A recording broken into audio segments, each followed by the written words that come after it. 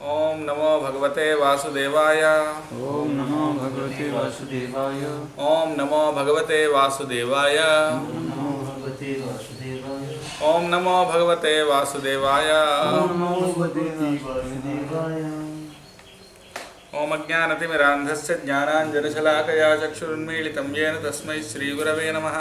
श्रीचैतन्यमनोभीष्टं स्थापितं येन भूतले स्वयं रूपः कदा मह्यं ददाति स्वपदान्तिकं वन्देऽहं श्रीगुरोः श्रीयुतपदकमलं श्रीगुरून् वैष्णवांश्च श्रीरूपं साग्रजातं सहगणरघुनाथान्वितं तं सजीवं साद्वैतं सावधूतं परिजनसहितं कृष्णचैतन्यदेवं श्रीराधाकृष्णपादान् सहगणललिता श्रीविशाखान्वितांश्च नमः। ओं विष्णुपादाय कृष्णप्रेष्ठाय भूतले श्रीमते भक्तिवेदान्तस्वामिन्निति नामिने नमस्ते सारस्वते देवे गौरवाणी प्रचारिणे निर्विशेषशून्यवादि पाश्चात्यदेशतारिणे जय श्री कृष्ण चैतन्य प्रभु नित्यानंद श्री अद्वैत गदाधर श्रीवासादि गौरभक्तवृंद हरे Krishna Krishna Krishna Hare Hare Hare Ram Ram Ram Hare Hare.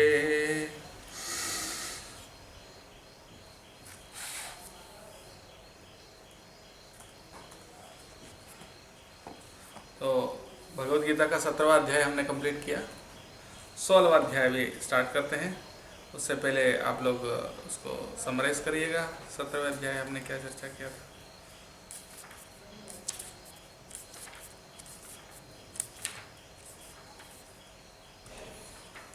What did we discuss last? Gap, लंबा गैप एक रहता है, फटाफट बोलो। भगवान ने ओम ये सब जगह एक्सप्लेन किया। हाँ, ये सब जगह ओम क्या है, तत् क्या है, सब क्या है। तो वेदों में या छांदोग्य उपनिषद में बताया गया है, ये जो शब्द है ओम तत्सत, छांदोग्य उपनिषद ऋग्वेद से ओंकार, तत्सत छांदोग्य उपनिषद से दिया गया है।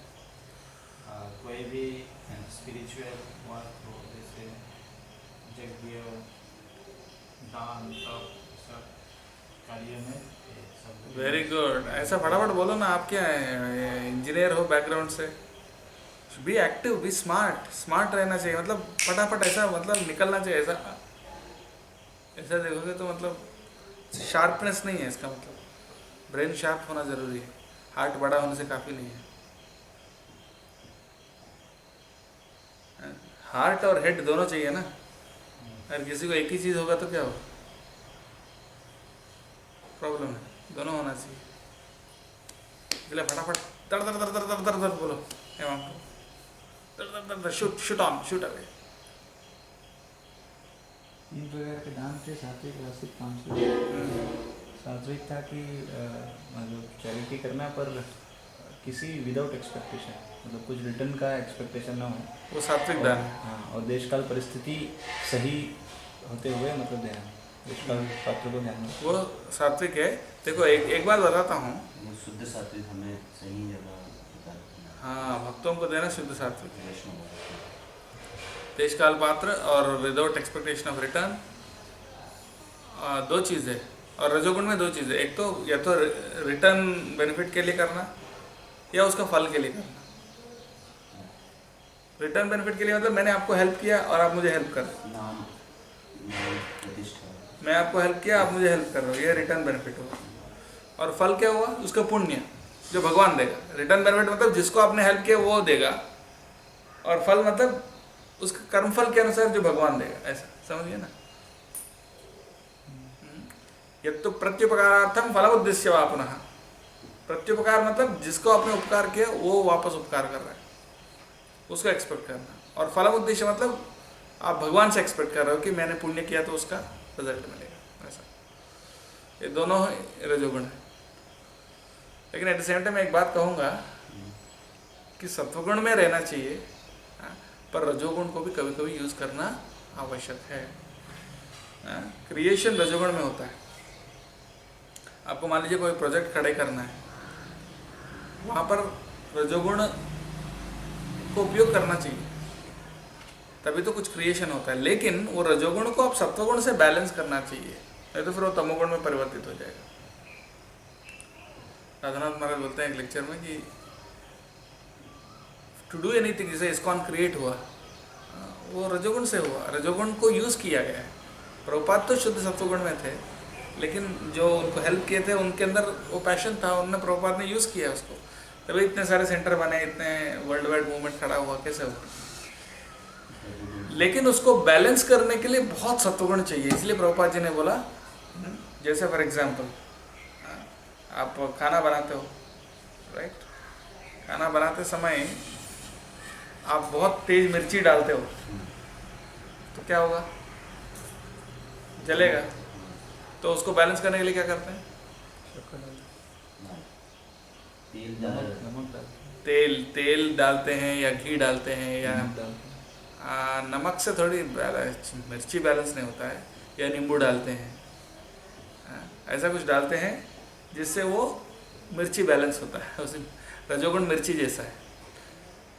लेकिन उसको बैलेंस करने के लिए आपको बहुत सत्वगुण डालना पड़ेगा, उसके लिए आपको बहुत हरि नाम साधना वगैरह बहुत अच्छा स्ट्रांग रहेगा ना, तो जो रजोगुण आप यूज़ कर रहे हो वो बैलेंस हो जाता है। नहीं तो फिर क्या होगा, रजोगुण का फ्रेंड एक तमोगुण है, अपना फ्रेंड को लाएगा और तमोगुण से क्या होगा, सब सर्वनाश होगा। तमोगुण का काम है नाश करना डिस्ट्रॉय करना।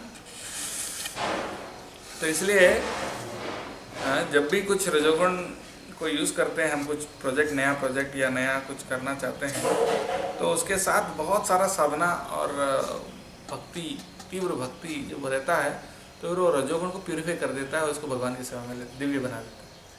लेकिन नहीं होता तो उसके साथ फिर बाकी काम क्रोध वगैरह आएंगे, फिर सत्यानाश करेंगे। गुड। तो ओम तत्सत का बता दिया। ओम मतलब क्या है, फटाफट एक लाइन में बताओ। ओम, व्हाट इज ओम? भगवान का सूचक है, यज्ञ दान तपस्या। भगवान का बीज स्वरूप है, राइट। और परम सत्य, परम सत्य। हाँ, हमारे लिए भगवान राधा कृष्ण है। जो ओंकार मतलब हमारे लिए राधा कृष्ण है। और ओंकार किसी के लिए कुछ और हो सकता है, कुछ और स्वरूप में वो लोग देख सकते हैं, लेकिन ओंकार मतलब परम सत्य, एब्सोल्यूट ट्रूथ। और तत् मतलब जिनके लिए है वो, कि उनके लिए हम जो कुछ यज्ञ वगैरह, यज्ञ दान तपस्या कर रहे हैं उनके लिए, ये सोच के मेरे लिए नहीं कर रहा हूँ, ये भगवान के लिए कर रहा हूँ। तत् का मतलब ये। सत मतलब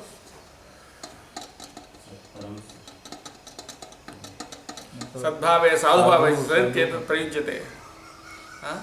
साधु या भक्तों को सूचित करने के लिए साधु और भक्तों को सूचित करता है। और अच्छे प्रशस्त कर्मणि तथा, अब जो अच्छे काम करते हो ये सत, बुरा काम करते हो तो असत। तो अच्छे कार्य यानी भगवत सेवा में जो भी कार्य करते हो, यज्ञ दान तपस्या और भगवान की सेवा में जो काम, वो सब सत्य कहलाता है। और जो ऐसा करने वाला उसको भी सत्य कहते हैं, यानी साधु कहते हैं, ऐसा। और असत क्या है? बिना श्रद्धा के। Very good. ऐसा फटाफट बोलो, देखो अब मजा आ रहा है। ये होता है इंटरेक्टिव। तो बिना श्रद्धा का जो भी किया जाता है असदित्युच्यते पार्थ न च तत्प्रेत्य नो यः। गुड। तो अब 16 चैप्टर करते हैं, उल्टा आ रहे हैं, 18 से 17 से 16।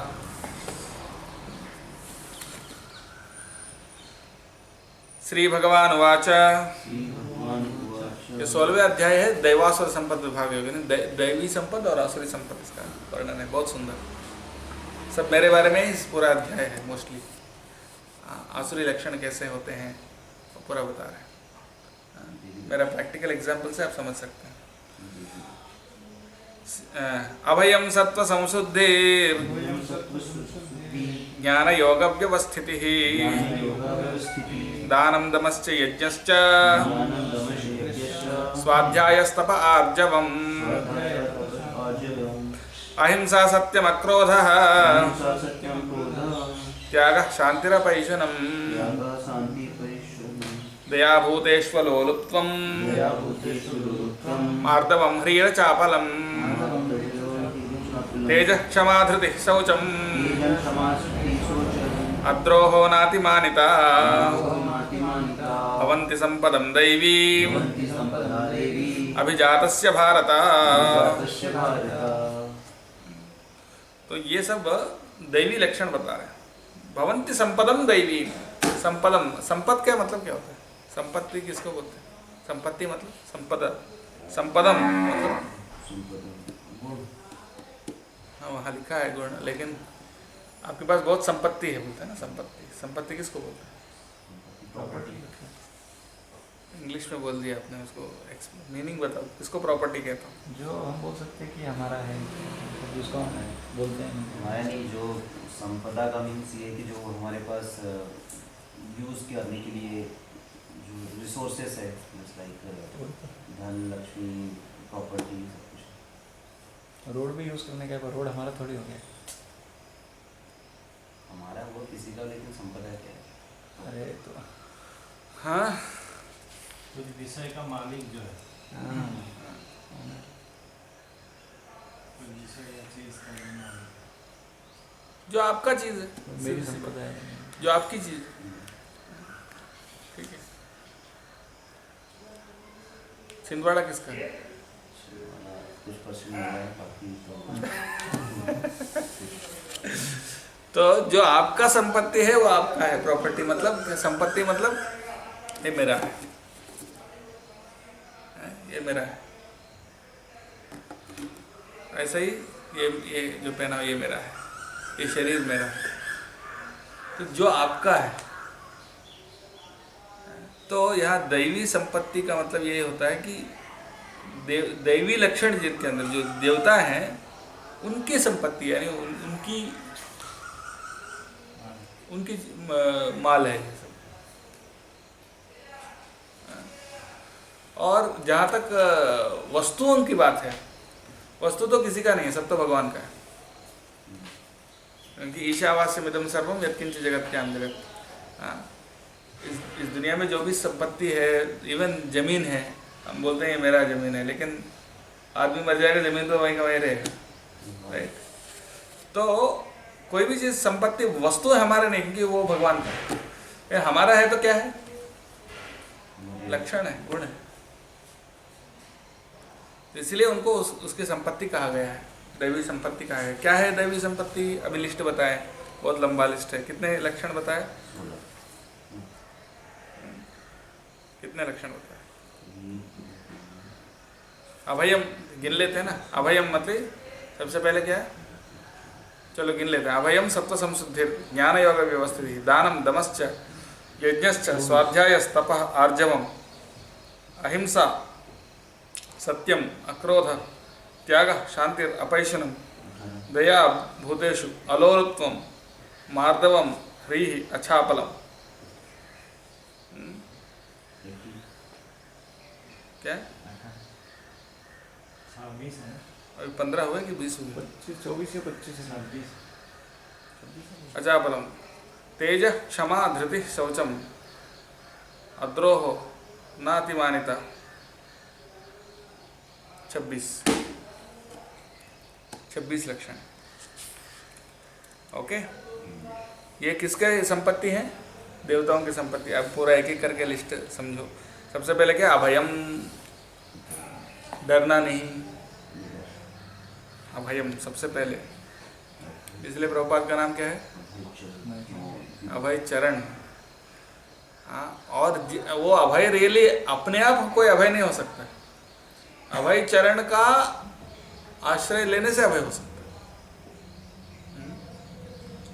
अपने आप कैसे अभय होंगे? क्योंकि भौतिक जगत तो बहुत डरावना है। शिवजी भी डरते हैं, मालूम है आपको? क्या? शिवजी भी डरते हैं पार्वती से। हाँ, एक बार प्रार्थना करते हैं भगवान विष्णु को कि आपने किनके साथ हमके लगा दिया, ये तो बहुत खतरनाक है मेरी पत्नी। हाँ, मुझे भी कभी कभी केयर नहीं करती है।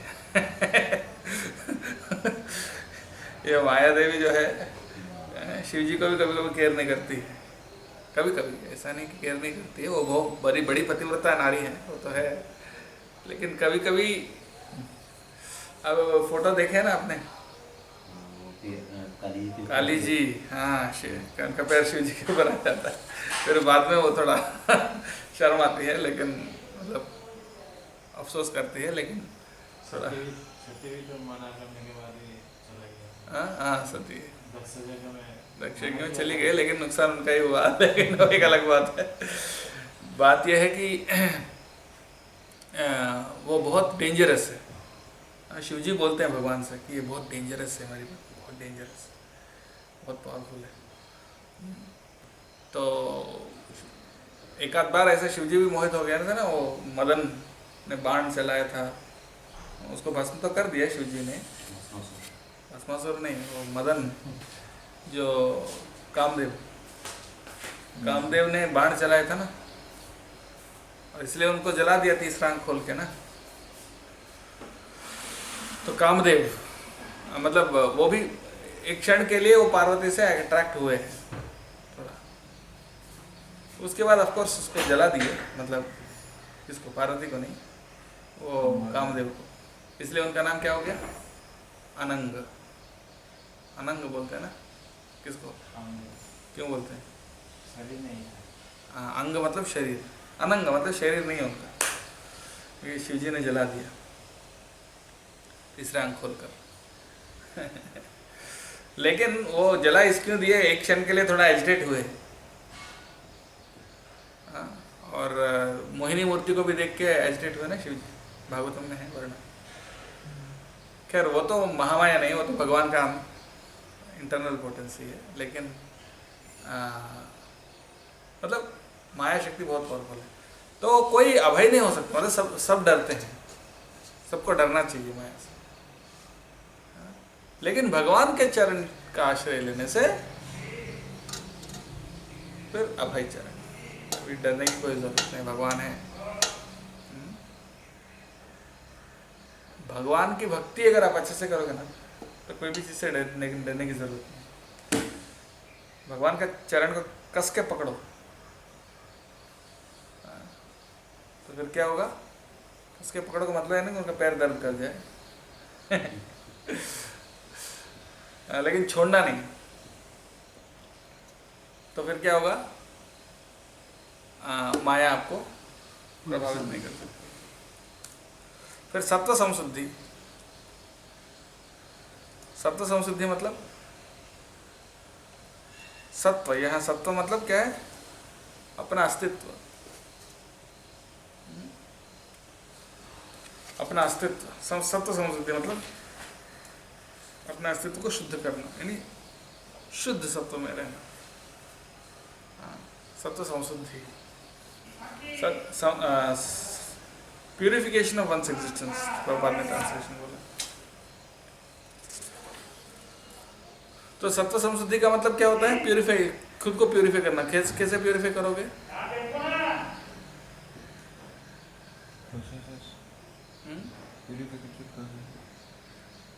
भक्ति से। और क्या? आध्यात्मिक कार्य से या भक्ति से खुद को शुद्ध करेंगे।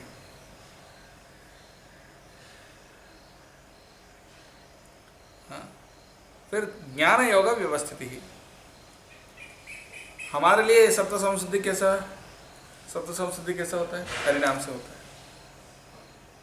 हरिनाम से होता है। हार्ट प्यूरिफिकेशन कैसे होता है? गुरु के सेवा करने से होता है। हृदय को शुद्ध करने के लिए हरि कथा श्रवण और कीर्तन, ये सत्व संशुद्धि का मार्ग है। फिर उसके बाद ज्ञान योग व्यवस्थित। ज्ञान योग व्यवस्थित यानी ज्ञान योग में व्यवस्थित रहना। ज्ञान योग में कैसे व्यवस्थित रहेंगे? शास्त्रों का अध्ययन करने से ज्ञान योग व्यवस्थित। उसके बाद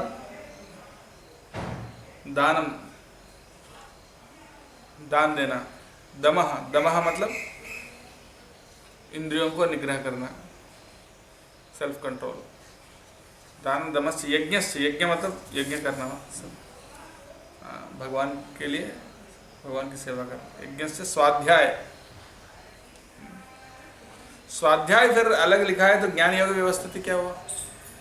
ज्ञान योग व्यवस्थिति मतलब ज्ञान योग में रहना। तो उसको फिर स्वाध्याय अलग से लिखा है। प्रैक्टिकल है ये तो जो पहला वाला है वो प्रैक्टिकल जीवन में उतारने के लिए, और दूसरा है ज्ञान योगी व्यवस्थिति का मतलब है कि हमको अपने जीवन में हमेशा आचरण में हाँ, वो जो भी ज्ञान है उसको अप्लाई करना और उस दृष्टि से हर चीज़ को देखना, हर चीज़ को ज्ञान से देखना, ना कि इमोशन से देखना। जब इमोशन से देखते हैं, थोड़ा उनको बोलो कॉमन सेंस।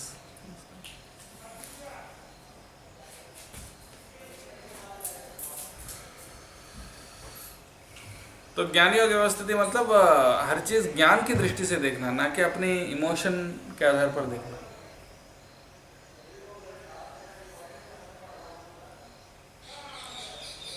फिर उसके बाद यहाँ पर स्वाध्याय, स्वाध्याय का मतलब है ग्रंथों का अध्ययन, भगवद गीता, भागवत गीता।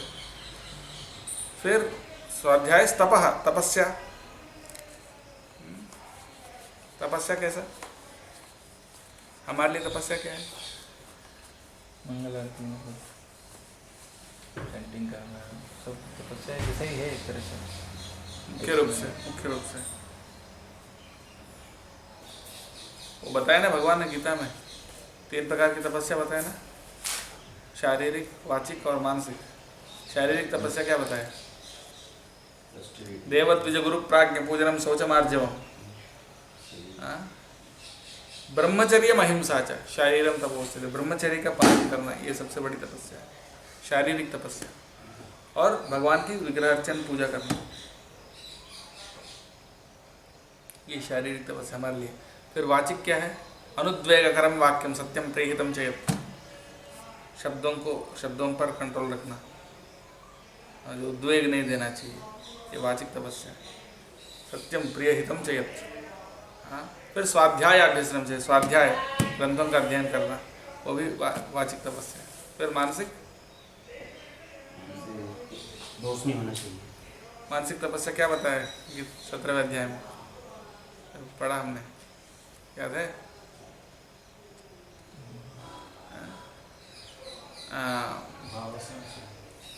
भाव सब सुधरित्येव तपो मानसम से, सही बात है। लेकिन उसका शुरुआत क्या है? शुरुआत क्या है बताओ? तपो मानसम उच्यते।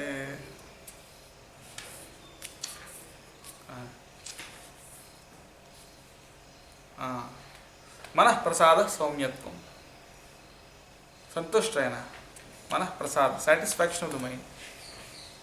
सौम्यत्व, सौम्यत्व मतलब बीइंग विदाउट डुप्लिसिटी।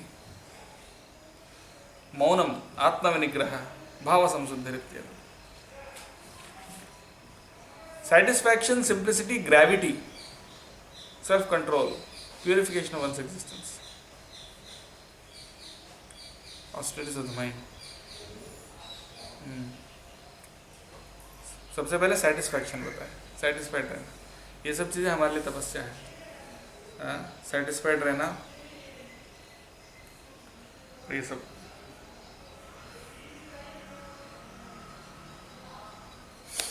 ओके, तो तपस्या, तपः आर्जवम, आर्जवम मतलब सरलता, तप आर्जवम। उसके बाद अहिंसा, सत्यम अक्रोध। अहिंसा, अहिंसा का मतलब क्या है? प्रभुपाद जी क्या बताते हैं? अहिंसा जीव हिंसा नहीं करना, प्रचार नहीं करना, ऐसा बोलते हैं प्रभुपाद जी।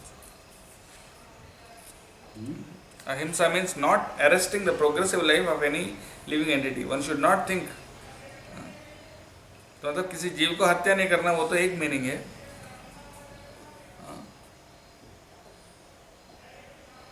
लेकिन अन्य जगह पर कहीं प्रभुपाद जी ये भी बताते हैं कि अहिंसा का मतलब प्रचार नहीं करना जो है हिंसा है। प्रचार नहीं करना क्या है? हिंसा है। तो अहिंसा क्या हुआ? करना, प्रचार करना। प्रचार क्या था? कांग्रेस पार्टी का कृष्णा consciousness। अच्छा, ओके, प्रचार करना अहिंसा है, ठीक है। भक्ति का प्रचार करना और किसका प्रचार कर रहे? कांग्रेस पार्टी का थोड़ी कर रहे। सो बीजेपी का भी नहीं करेंगे, भक्ति का करेंगे। तो क्योंकि लोग दुख भोग रहे हैं ना, तो उनका दुख से निकालना, अगर मान लीजिए कोई डूब रहा है पानी में, मर रहा है, बचाओ बचाओ कर रहा है, और आप बिना देखे ऐसे चले जा रहे हो, क्या हिंसा है ना।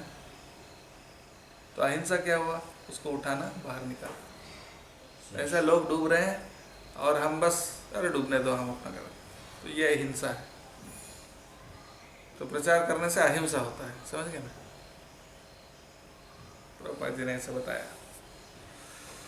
तो इसके बाद सत्यम, सत्यम तो सत्य बोलना, अक्रोध, और परम सत्य बोलते हैं हम, तो भगवान के बारे में बोलते हैं, तो परम सत्य हो गया ना। अक्रोध, गुस्सा नहीं करना, राइट। गुस्सा मत करो आप लोग, गुस्सा क्यों कर रहे हो, हाँ? नहीं करना। ऐसे मैं खुद कर रहा हूँ और आपको बोल रहा हूँ कि गुस्सा मत करो। हाँ, अक्रोध। फिर त्याग, त्याग मतलब त्याग के बारे में बताया था, 18वें अध्याय में बताया था ना। त्याग किसको बोलते हैं, बिना कर्म फल के आसक्ति से काम करना। कर्म के फल नहीं नहीं, वो तो संन्यास है। काम्यानां कर्मणान्यासं संन्यासं कवयो विदुः सर्वकर्म फल त्यागम प्राहुस्त्यागम विचक्षणाः। यानी कर्म फल को छोड़ना त्याग है, कर्म फल को त्याग करना, ये त्याग है। फल की इच्छा के बिना कर्म करना, प्राहुस्त्यागम विचक्षणाः, तो ये त्याग। त्यागम तो यहाँ हो गया। त्याग शांति ही, शांति मतलब शांति, शांति से रहना। अपैशुनम, अपैशुनम का मतलब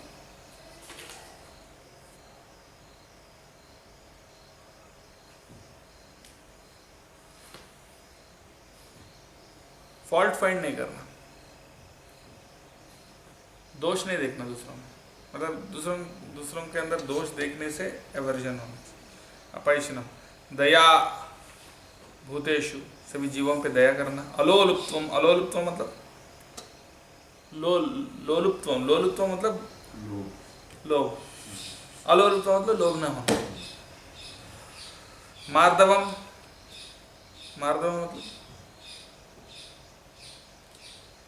मृदु, मृदु शब्द है ना, मृदु शब्द से आया मार्दवम। मृदु यानी जेंटल, जेंटल स्वभाव का होना, जेंटल। हमेशा क्या बोलते हैं उसको, अहंकार, क्रोध, ये सब नहीं हो, जेंटल, जेंटलमैनली, अच्छे से नहीं, मीठा और मृदु, मृदु क्या, जेंटलनेस, दूसरों को कष्ट ना पहुंचाना, यानी ऐसा नहीं, ऐसा बिहेव करना ताकि दूसरों को कष्ट ना आए। मार्दव, ह्रीहि, ह्री मतलब लज्जा। हाँ, गुड, मॉडेस्टी। अच्छा देख के बता। अचापलम, अचापलम मतलब डिटरमाइंड। नहीं, लेकिन उसमें बॉडी लैंग्वेज ऐड किया ना, ये थोड़ी लिखा है। तो अचापलम मतलब डिटर्मिनेशन। असल में अचापलम, चपलता किसको बोलते हैं, चपलता, एक सेकंड इधर, अगले सेकंड उधर, मन भटकते रहते हैं ना। अचापलम मतलब उसका ऑपोजिट, चंचल नहीं रहना, स्थिर रहना एक जगह। तेज,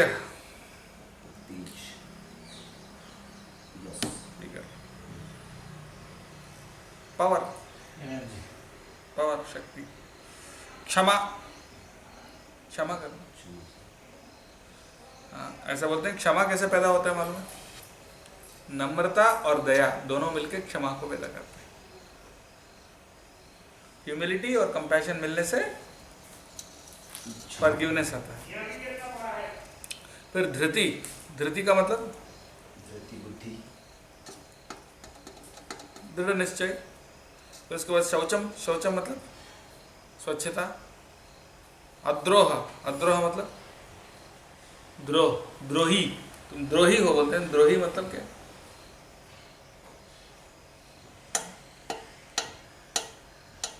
दूसरों को पीछे से चाकू लगाना, द्रोह। द्रोह मतलब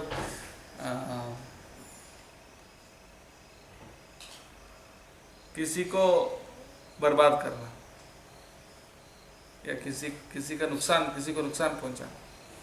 अद्रोह यानी किसी को द्रोह नहीं करना, ईर्ष्या नहीं रखना किसी के। नातिमानिता, अतिमानिता, एक्सपेक्टेशन ऑफ ऑनर के बिना रहना, कि सम्मान चाहिए। अमानी बोलते हैं ना, अमानी ना अमान देना। अमानी मतलब अपने लिए सम्मान की एक्सपेक्टेशन नहीं रखना। ये सब क्या है? ये सब दैवी लक्षण हैं। भवन्ति संपदीम दैवीम अभिजातस्य भारत। प्रभुपाद जी तात्पर्य में बताते हैं कुछ कुछ लक्षण विशेष करके कुछ कुछ आश्रमों के लिए होता है। जैसे सन्यासी के लिए अभयम सबसे जरूरी है। फिर सत्व संशुद्धि,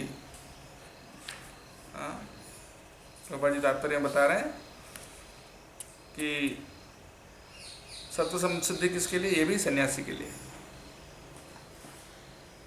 अभयम सत्व संशुद्धि, ज्ञान योग व्यवस्था। फिर दान जो है वो तो गृहस्थों के लिए। पहले तीन है वो सन्यासी के लिए। अभयम सत्व संशुद्धि ज्ञान योग व्यवस्थित, ये तीन सन्यासी के लिए। और दान जो है गृहस्थों के लिए, राइट।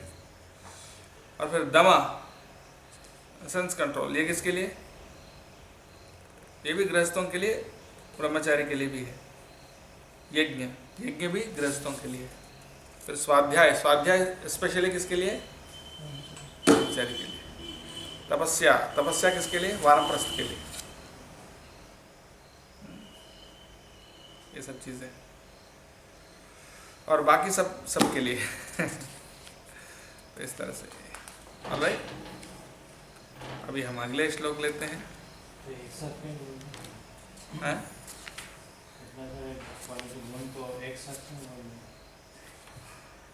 एक साथ क्यों बोल दिए? तीन श्लोक है ना, क्योंकि ये सब दैवी संपत्ति है ना। दैवी संपत्ति का पूरा वर्णन किया, दैवी लक्षण क्या क्या है पूरा वर्णन किया है।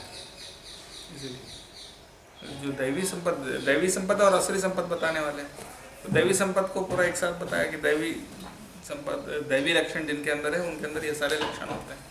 ये सब दैवी लक्षण है, ये डेवलप करने का कोशिश करना चाहिए हम। अक्रोध है इसमें लिखा है, और भी बहुत कुछ लिखा है। तपस्या करना, बहुत सारी चीजें, ज्ञान योग व्यवस्थित। तो बहुत बड़ा लेकिन मैंने समझा दिया उसका मोस्टली इंपॉर्टेंट पॉइंट सब। फिर अगले श्लोक देखिए। दंभो दर्पोऽभिमानश्च क्रोधः पारुष्यमेव च अज्ञानं चाभिजातस्य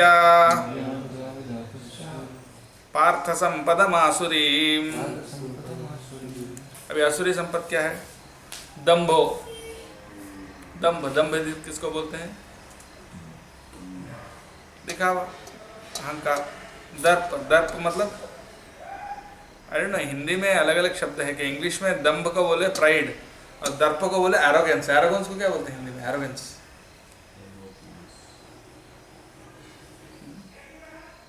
वहाँ क्या लिखा है? हिंदी में क्या लिखा है? घमंड।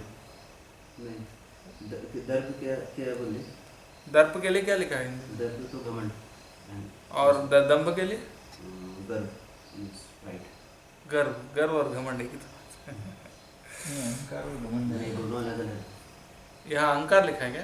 दंभ अहंकार है, दर्प प्राइड और फॉल्सिको में थोड़ा सा तो चेंज है। हाँ, अहंकार और घमंड। हिंदी में बहुत ज़्यादा फर्क समझ में नहीं आता है, लेकिन इंग्लिश में थोड़ा और क्लियर हो जाता है। प्राइड और एरोगेंस। दंभ मतलब प्राइड और दर्प मतलब एरोगेंस। अभिमान मतलब हाँ? यहाँ गर्व लिखा है। अहंकार, गर्व और घमंड नहीं, एक्चुअली डिफरेंस है तीनों में। और फिर अभिमान से क्रोध, पॉजिटिव सेंस में, नेगेटिव सेंस में क्या है? कोई पॉजिटिव नहीं, सब नेगेटिव ही है। ये सब आसुरी लक्षण है। तंबो दर्पो अभिमानश्च, क्रोध, क्रोध मतलब गुस्सा। पारुष्यम, पारुष्यम मतलब हार्शनेस, मतलब दूसरों को कष्ट पहुंचाने वाले शब्द, पारुष्यम। अज्ञानम, अज्ञान। अभिजातस्य संपदम आसुरी, ये आसुरी संपद, जो आसुरी संपद में जो पैदा हुआ उसका लक्षण है। दंभो दर्प अभिमानश्च, ये सब दंभ, दर्प, अभिमान, क्रोध, पारुष्य और अज्ञान, इसमें कौन से मेरे अंदर? सब है ना? सभी है। दंभ है, दर्प में अभिमान है, क्रोध है, पारुष्य, अज्ञान भी है। तो ये सब आसुरी लक्षण हैं, आसुरी संपत्ति है।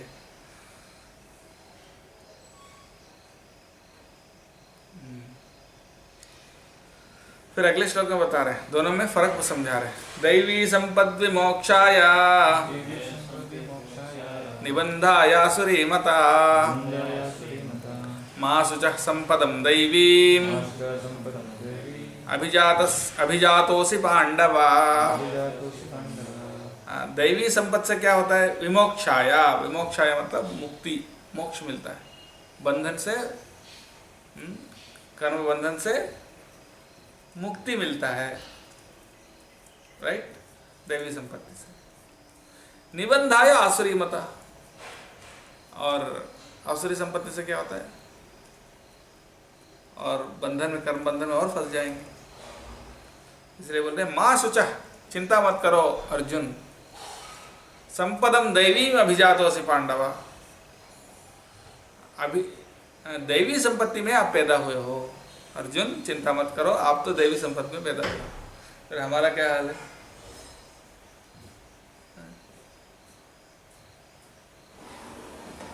अर्जुन को तो भगवान ने बोल दिया कि तुम चिंता मत करो, तुम दैवी संपत्ति में पैदा हुए, पर मैं तो आसुरी संपत्ति में पैदा हुआ, मेरा क्या अर्थ होगा? हाँ, तो कौरव तो ठीक है, मैं अपने बारे में बात कर रहा हूँ। क्या? वही तो बोल रहा हूँ, मैं असुर हूं ना। तो जो आसुरी संपत्ति में अगर कोई पैदा हुआ और ये पढ़ेगा तो वो तो दुखी हो जाएगा ना।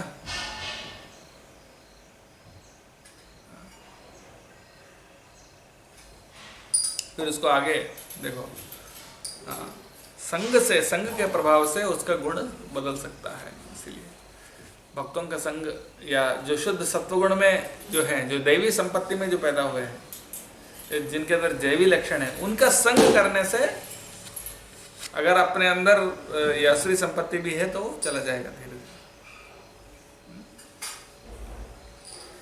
यहाँ प्रभुपाद जी तात्पर्य वही बता रहे, anyone who performs the regulative principles of the different orders of life is transcendentally situated. अपने वर्णाश्रम का जो धर्म है वो पालन करेगा तो वो फिर दिव्य स्थिति में पहुंच जाएगा।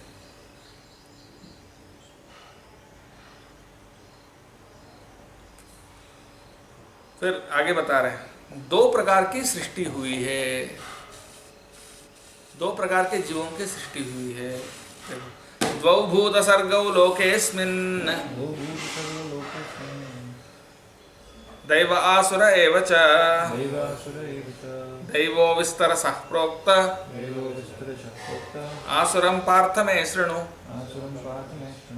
द्वौ, द्वौ मतलब दो, द्वौ एक्चुअली इसका रियल शब्द है द्वौ, उसी को अपभ्रंश करके दो कर दिया हिंदी में, दो, लेकिन असल में द्वौ। भूत सर्गौ, भूत यानी क्या है? वो भूत प्रेत वाला भूत नहीं, जीव, जीव को भूत सर्गौ। सर्ग मतलब हेमंत को सर्ग किसको बोलते हैं? इसका तो आपको पता होना चाहिए बिना देखे। सर्ग किसको बोलते हैं? प्रभु जी, सर्ग किसको बोलते हैं? सर्ग का मतलब क्या है? हाँ क्रिएशन। हाँ, सर्ग मतलब क्रिएशन, सृष्टि। भूत सर्गो, भूत सर्ग मतलब जीवों की सृष्टि। द्वौ भूत सर्गो यानी दो प्रकार के जीवों की सृष्टि, सीधी सी बात। लोके अस्मिन, अस्मिन लोके, इस लोक में दो प्रकार के जीवों की सृष्टि की गई है। कौन से? दैव आसुर एवच, दैव और असुर, दो प्रकार के जीव। आप दैव हो और मैं असुर हूँ, राइट? दैव विस्तार से प्रोक्त, दैव लक्षणों का तो मैंने विस्तार से समझा दिया। आसुरम पार्थ में सुना। अभी आसुरी जो संपत्ति है उसका सुनो। आसुर, वो तो आसुरी संपत्ति बताया, लेकिन उनके लक्षण और विस्तार से बताएंगे। देखो सुनो, बहुत सारे श्लोक में बताएंगे। अभी आधे से ज्यादा चैप्टर वही चलेगा। सुनो, there are 2 kinds of created beings. अभी आसुरी लक्षण को विस्तार से बताएंगे। देखो पूरे लक्षण हमारे मेरे सब प्रैक्टिकल, मेरे अंदर क्या क्या है अभी आपको बाहर आ जाएगा, दिख जाएगा। प्रवृत्तिं च निवृत्तिं च जना न विदुरासुराः न शौचं नापि चाचारो न सत्यं तेषु विद्यते।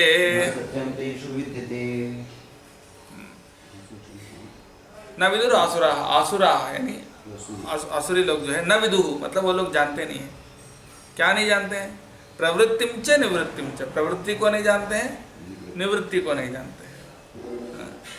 और उनके अंदर न तेषु विद्यते, तेषु मतलब उनके अंदर, विद्यते मतलब रहता है, उनके अंदर ये सब नहीं रहता। क्या क्या नहीं रहता है? न शौचम, स्वच्छता नहीं रहता है, न भी आचारो, अच्छे बिहेवियर नहीं रहता है, न सत्यम, सत्य भी नहीं रहता है।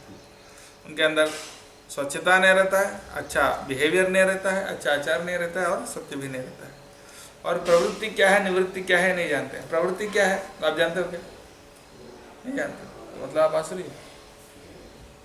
नहीं जानते हो आप, लेकिन बता नहीं पा रहे। बताओ, प्रवृत्ति और निवृत्ति में क्या फर्क है? प्रवृत्ति किसको बोलते हैं, निवृत्ति किसको बोलते हैं?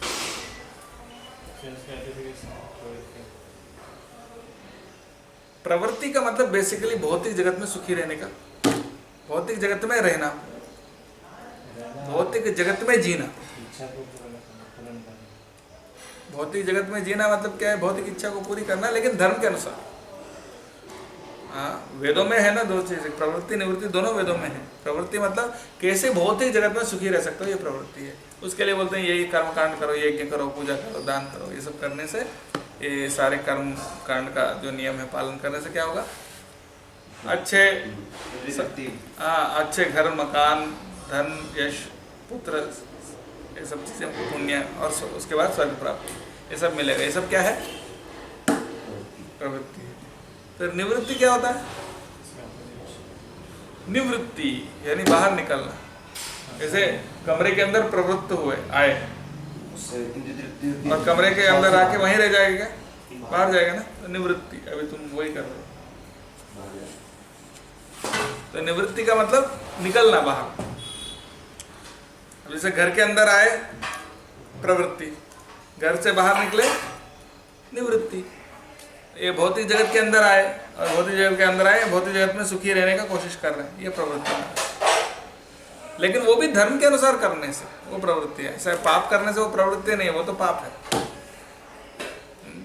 वो तो नरक जाओगे। लेकिन भौतिक जगत में सुखी रहना चाहिए इंद्रिय तृप्ति के साथ, तो धर्म के अनुसार, वेदों के अनुसार, कर्मकांड के अनुसार आपको प्रवृत्ति मार्ग अपनाना होगा। लेकिन वो भी आपको परमानेंट बेनिफिट नहीं देगा।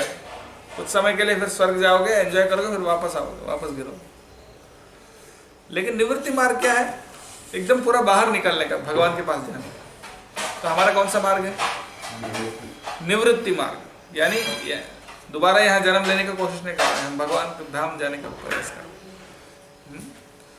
तो प्रवृत्ति और निवृत्ति ये लोग नहीं जानते, आसुरी लोग नहीं जानते, राइट? उनके अंदर शौचम, आचार, सत्य, सब कुछ रहता नहीं। फिर वो जगत को कैसे देखते हैं? एक दो श्लोक और ले लेते हैं। असत्यम अप्रतिष्ठम ते जगदाहुरनीश्वरम् अपरस्पर संभूतम् किमन्यत् कामहैतुकम्।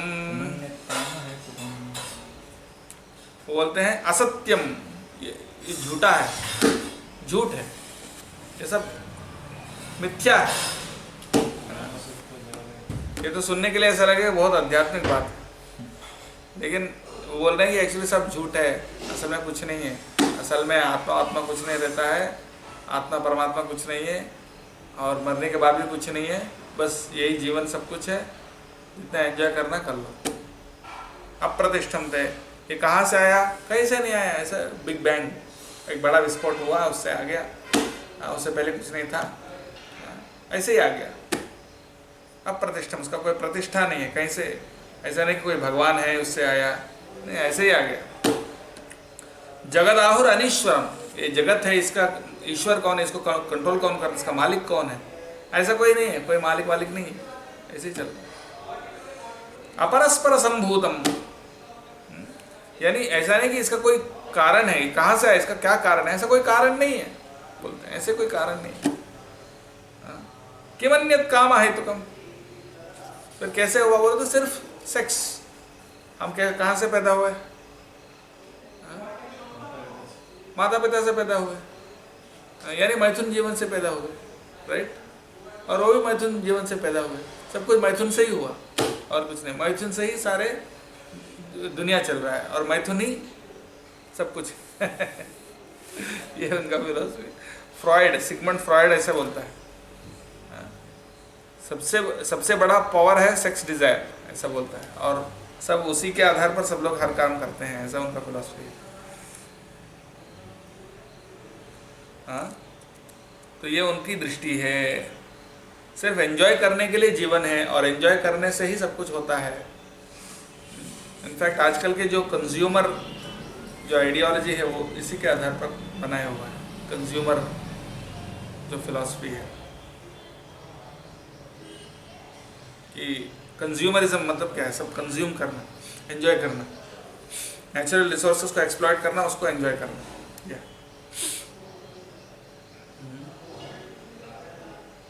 एक और श्लोक लें, खत्म कर देंगे। एक और श्लोक ले लें, चलो ठीक है। एतां दृष्टिमवष्टभ्य नष्टात्मानोऽल्पबुद्धयः प्रभवन्त्युग्रकर्माणः क्षयाय जगतो हिताः। एतां मतलब इस प्रकार का, दृष्टि को, अवष्टभ्य यानी उसको अपनाते हुए, ऐसी दृष्टि को अपनाते हुए, नष्टात्मानो अल्पबुद्धयः, नष्टात्मान यानी उनका आत्मा को नष्ट किया उन लोगों ने, और अल्पबुद्धि उनकी बुद्धि बहुत कम है, कम बुद्धि वाले। प्रभवन्ति उग्र कर्माण, बड़े उग्र कर्म। उग्र कर्म किसको मतलब बोलते हैं? उग्र, उग्र मतलब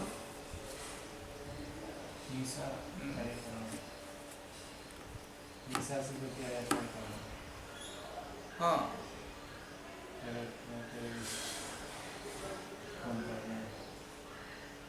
बहुत बहुत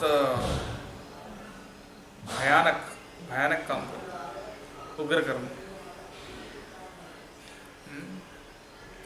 उग्र कर्म का मतलब बड़े बड़े इंडस्ट्री, बड़े बड़े फैक्ट्री, उसमें मतलब बड़े बड़े क्रेन लेके मिट्टी को खोद के उसमें से तेल निकाल के, उसके अंदर से सारे ओर्स निकाल के, समुंदर के बीच में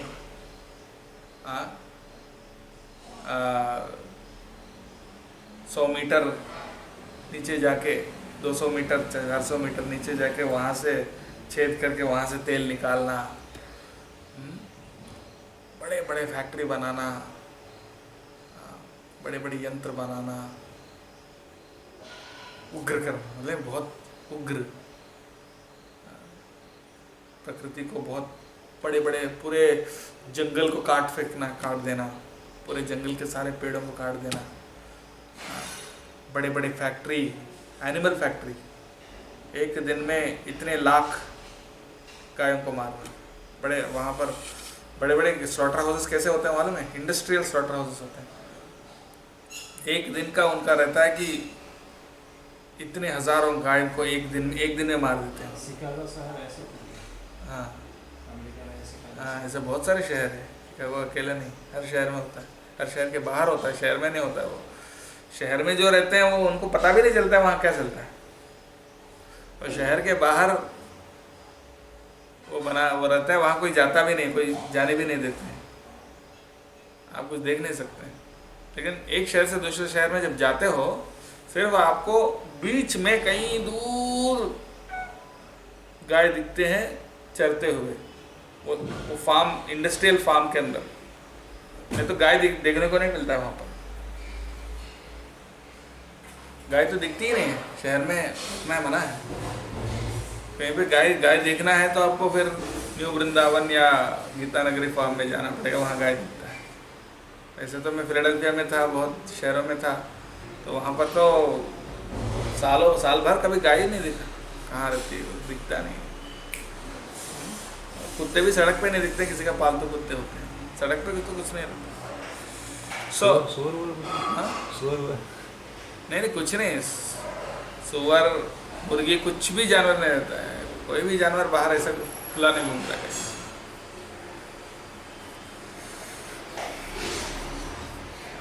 कुत्तों को तो मतलब पालतू घर में कुत्ता रहता है, उसका तो इंसान से भी अच्छा जीवन होता है। लेकिन फैक्ट्री फार्म्स यानी उग्र कर्म का समझा रहा हूँ। उग्र कर्म मतलब ऐसा होता है बहुत खतरनाक काम करते हैं। सात्विक काम कैसा होता है? सात्विक काम तो बस खेती करो, गाय पालो। ये भी उग्र कर्म से कोई है, एटम बम वगैरह। हाँ वो तो अति उग्र कर्म, एटम बम वगैरह। तो प्रभवन्ति उग्र कर्माण क्षयाय जगतः, जगत की क्षय का मतलब क्या होता है? क्षय का मतलब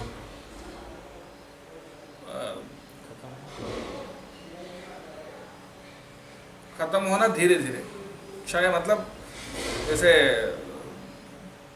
ऐसा नहीं कि आप एकदम से मर जाना, लेकिन वो कम होते रिड्यूस होते बीमार होते, जैसे कोई बीमारी आता है तो एकदम से नहीं मर जाता है, वो बीमार होके और थोड़ा और मतलब उसकी बीमारी बढ़ते आदमी मर जाता है। ऐसा क्षय होता है।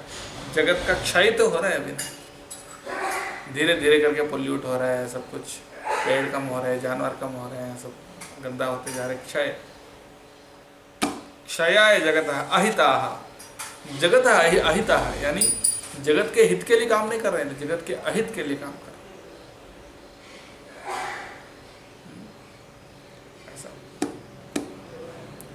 तो ये आसुरी संपत्ति है, मतलब जगत की क्षय के लिए काम करते हैं, जगत के लिए नुकसान देने वाला काम करते हैं, उग्र कर्म करते हैं, अल्प बुद्धि वाले हैं, आत्मा को नष्ट कर दिए और ऐसे दृष्टि अपनाते हैं जैसा कि ये इसका कोई आधार नहीं है, कोई भगवान नहीं है, सिर्फ काम ही इसका आधार है, ऐसा करके यही हम देख रहे हैं। आगे कल चर्चा करेंगे। कोई प्रश्न है? ये एक प्रश्न है कि बहुत सारे? मतलब जैसे आप बोलते थे असुरी लोग सोचते हैं कि मैथुन से सब आता है, मतलब तो एक दृष्टिकोण से देखा जाए तो बात तो सही है, पर लेकिन हम जैसे स्पिरिचुअल पॉइंट ऑफ व्यू से देखें तो ऐसा सुनते हैं कि जो जीवात्मा है वो तो मतलब अलग अलग जगह रहता है, तो जब मतलब मैथुन होता है उसके बाद कब प्रवेश करता है जीवात्मा, मतलब किस तरह से आता है वो गर्भ में, माता के गर्भ में कैसे आता है? असल में वो तो जब पुरुष का कण जो है स्त्री में प्रवेश करता है उसी के साथ होता है। स्त्रियः प्रविष्ट उदरम पुंसो रेतः कणाश्रय। तो मतलब वो पहले मतलब जो पुरुष के अंदर आता है। हाँ, अन्न के माध्यम से, जो अन्न रहता है ना, अन्न के अंदर रहता है जी। अच्छा, मतलब ये अन्न में भी ये जीव रहता है, तो अन्न खाने से वो अन्न से वो वीर्य में जाता है और फिर वीर्य से कर्मणा दैवनेत्रेण जंतुर्देहोपपत्तये स्त्रियः प्रविष्ट उदरम पुंसो रेतः कणाश्रय भागवतम में स्त्रियः प्रविष्ट उदरम पुंसो रेतः कणाश्रय पुरुष का रेतः कण से स्त्री का यानी आत्मा तब से ही रहता है जब से कंसेप्शन हो जाता है, यानी जब से स्त्री और पुरुष मिलते हैं उसके अंदर आत्मा प्रवेश कर लेता है, मतलब पुरुष के कण से ही प्रवेश करता है।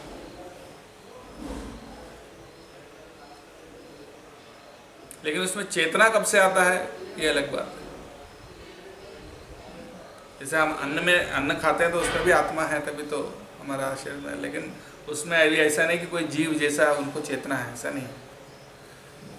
तो उस समय आत्मा प्रवेश करते हैं तो आत्मा में कोई भेजते हैं उस समय क्यों कोई भेज रहा है ऐसा है? उसी समय आत्मा प्रवेश कर रहा है तो कोई भेज रहा है उससे, कौन भेजता है? वो प्रकृति काम करती है ना, प्रकृति। इंसान तो नहीं कर सकते, इंसान तो आत्मा का आकृष्ट करके नहीं कर सकते। क्या इंसान जब पुरुष का जो जिससे प्रवेश करता है आत्मा, तो इंसान तो स्त्री पुरुष का आत्मा का आकृष्ट करके नहीं ला सकते, कौन भेजे? प्रकृति प्रकृति करती है। प्रश्न ये है कि कैसे वो जीव आत्मा को प्रवेश उस गर्भ में प्रवेश करता है, और वो तो प्रकृति का काम है। हमको तो मालूम ही नहीं चीज चल रहा है क्या हो रहा है हमको तो पता ही नहीं क्या हो रहा है। और प्रकृति जो बताया ना कर्मणा, दो चीज कर्मणा, एक तो उनका कर्मफल, और कर्मफल के आधार पर दैव नेत्रेण वहाँ पर दैव है जो देख रहा है। देख रहा है कोई? हाँ ऑफ कोर्स, कोई देख रहा है, वो दैव नेत्रेण परमात्मा देख रहा है, और देवताएं भी देख रहे हैं। वो देख के उनको सही शरीर में प्रवेश कराना, वो सब देवताओं का काम है।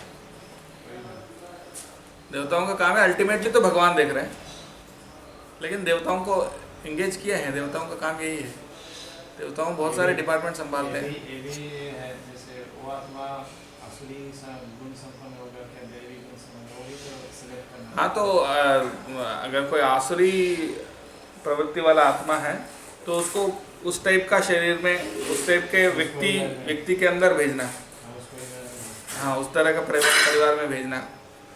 और जो दैवी गुण का है वो उस तरह का परिवार में भेजना, और उसको शरीर दिलवाना, ये सब देवताओं का काम है।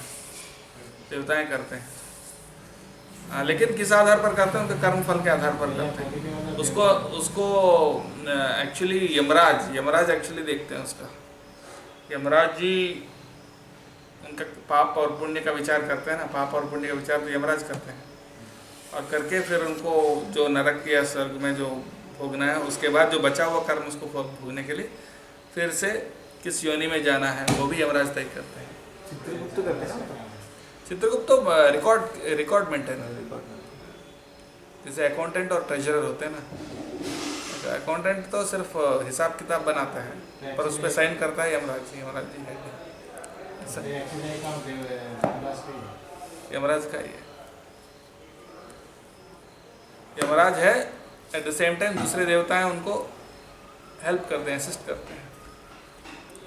जैसे कोई पुण्यात्मा है, पुण्यात्मा को स्वर्ग में भोगना है, तो फिर स्वर्ग में वहाँ कहाँ रहेगा, उनके अकोमोडेशन का कहाँ कमरा है, कौन सा अपार्टमेंट में रहेगा, और उनका कहाँ पर रहेगा, और उनका क्या वहाँ सेवा रहेगा, क्या काम करेगा। हाँ, होटल में कौन सा रूम नंबर, सूट रूम देना है, स्वीट रूम देना है, कि डिलक्स रूम देना है, कि सुपर डिलक्स रूम देना है कि वहाँ किसको अकोमोडेट करना है। ये तो इंद्रदेव। वहाँ अगर स्वर्ग चले गए तो स्वर्ग तो इंद्र का डिपार्टमेंट है ना, फिर वहाँ वो देखते हैं। फिर नरक जाओगे तो डायरेक्टली यमराज जी देखते हैं। और धरती में कौन सा जन्म लेना है ये तो एक्चुअली ब्रह्मा जी तय करते हैं। ब्रह्मा जी तय करते हैं। ब्रह्मा जी तो देखो, ब्रह्मा जी तो सिस्टम बना दिए हैं, और उस सिस्टम के अंदर सारे देवताएं अपने अपने रोल प्ले करते हैं। किसी का काम है नरक में पनिशमेंट देना, किसी का काम है स्वर्ग में देना, किसी को जन्म दिलाना, कहाँ जन्म दिलाना। नवग्रह भी उसमें शामिल है। सब मतलब सबका मिला, क्या बोलते हैं, मिलके वो लोग ऑपरेशन संभालते हैं, एक व्यक्ति का ऑपरेशन नहीं। जैसे देखो अभी इस शहर में हम रह रहे हैं, इंदौर शहर में रह रहे हैं, तो सरकार हमको कंट्रोल करती है ना, लेकिन एक डिपार्टमेंट थोड़ी है, बहुत सारे डिपार्टमेंट है। पुलिस डिपार्टमेंट है, एक सिविल डिपार्टमेंट है, म्यूनसिपैलिटी है, वाटर वर्क्स है, बिजली का डिपार्टमेंट अलग है। ऐसा हर डिपार्टमेंट अपना अपना अपना काम करते रहता है। ठीक है। और ये जैसे हम सुनते हैं कि जो बर्थ होता है, बर्थ तो यहीं होता है, बाकी मतलब अदर प्लैनेट्स में बर्थ नहीं होता है, वहाँ से मतलब वो ट्रांस माइग्रेशन जिसको बोलते हैं वो होता है ना, हायर प्लैनेट्स। हायर प्लैनेट्स में। तो देखा जाए तो फिर लेकिन और ये जो मैथुन से क्रिएशन होता है वो तो इस मटेरियल वर्ल्ड में होता है। तो जैसे ब्रह्मा जी से जो पुत्र आए, या वो जो हम सुनते हैं पहले के समय का, तो वो कैसे आते थे? वो तो मतलब तब तो फिर कैसे प्रवेश होता था? तब तो वो ऐसा कुछ सिस्टम था नहीं, ये वो पहले से ही है, उसके आधार पर नहीं होता था। हाँ, तो वही है, जो वो सिर्फ प्रजापति लोगों का, जो 10 प्रजापति हैं उनका ही सिर्फ ऐसा, उसके बाद तो सब मैथुन से ब्रह्मा जी, इवन इंद्र और ये सब भी तो देखो, ब्रह्मा के बाद ब्रह्मा के पास ही अकेले वैसा शक्ति है कि वो अपने मन से पुत्रों को उत्पन्न कर सकते हैं। लेकिन उसके बाद जो प्रजापति आए हैं वो तो उसी आधार पे फिर मैथुन के आधार पर ही, जैसे स्वयंभू मनु जो आए थे, और जो 10 प्रजापति वो भी कैसे पैदा किए, पुत्र पैदा किए। दक्ष प्रजापति ने कैसे पुत्र पैदा किए, सब मैथुन से ही। सिर्फ ब्रह्मा के मानस पुत्र अलग है, ब्रह्मा के अंदर ऐसी पावर है, लेकिन बाकी उसके बाद तो फिर यही सिद्धांत है। लेकिन भगवान का अलग कैसे? भगवान जैसे ऐसा हम सुनते हैं कि भगवान कृष्ण कैसा है, तो मतलब उनके वसुदेव के हृदय में प्रवेश और हृदय से हृदय ट्रांसफॉर्म। भगवान का तो इससे कोई लेने देना ही नहीं है, अब पूछना ही नहीं चाहिए प्रश्न। भगवान को तो भौतिक जगत से कोई लेने देना नहीं है। नहीं, पर वो जब आते हैं तब भी वो हाँ, तो फिर अलग दिव्य है ना, भगवान का जन्म तो दिव्य है, वो तो अंडरस्टूड है। भगवान का जन्म दिव्य है, और शुद्ध भक्तों का भी। देखो, मैथुन जीवन से वो सिर्फ एक माध्यम है कि जीव प्रवेश कर रहा है, लेकिन ज़रूरी नहीं है कि मैथुन जीवन से पैदा हुआ का मतलब ये है कि वो कोई पाप से पैदा हुआ, ऐसा नहीं। जैसे बड़े बड़े आचार्य, रूप गोस्वामी, वो लोग भी तो मैथुन जीवन से ही पैदा हुए, लेकिन इट इज़ नॉट कि मैथुन जीवन से पैदा हुए, वो तो सिर्फ माध्यम हुआ। और मैथुन जब भगवान को केंद्र में रख के किया जाता है, वो भी पाप नहीं है, वो भी भगवत सेवा है। इनफैक्ट वो भगवान के समान है, वो प्योर है।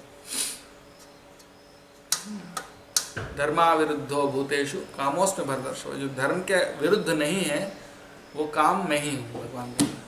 तो जो